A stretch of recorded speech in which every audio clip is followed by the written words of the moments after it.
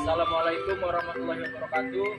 Kami dari kelompok 2 yang beranggotakan saya Bilal Gifari, saya Irfan, saya Zakatullah, saya Diniati Istiqomah, saya Rizri Bami.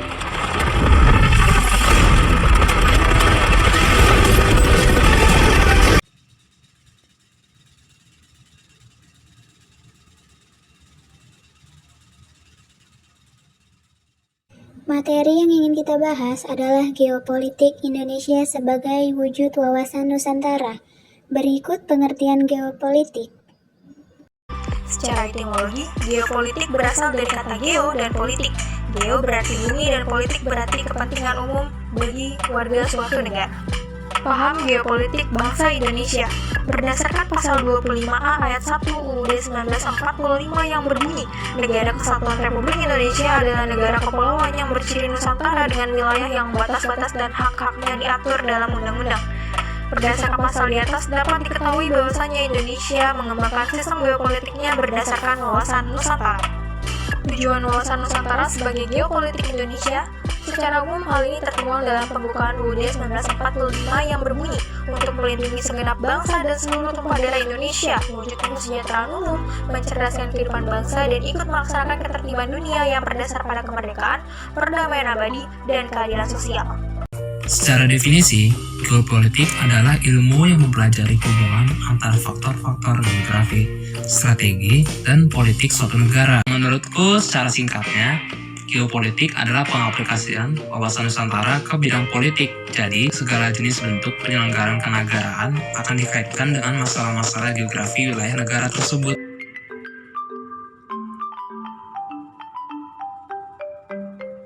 Wawasan Nusantara penting diterapkan dalam kegiatan politik karena Indonesia memiliki daerah-daerah dan setiap daerah pasti memiliki ciri khas dan masalahnya juga berbeda-beda. Maka dari itu diperlukannya geopolitik agar pemerintah dapat menangani masalah suatu daerah tersebut agar tidak disamakan dengan daerah lain. Misalnya masalah di Sumatera pasti tidak akan sama dengan masalah di Pulau Jawa, maka dari itu penanganannya pun berbeda.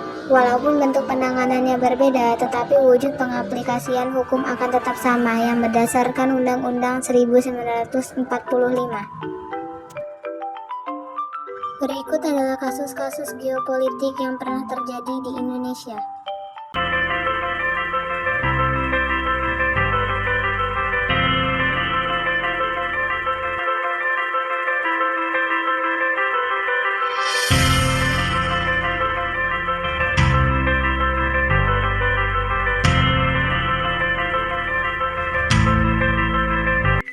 Upaya yang dapat dilakukan pemerintah dalam mencegah pelanggaran geopolitik di Indonesia yaitu 1.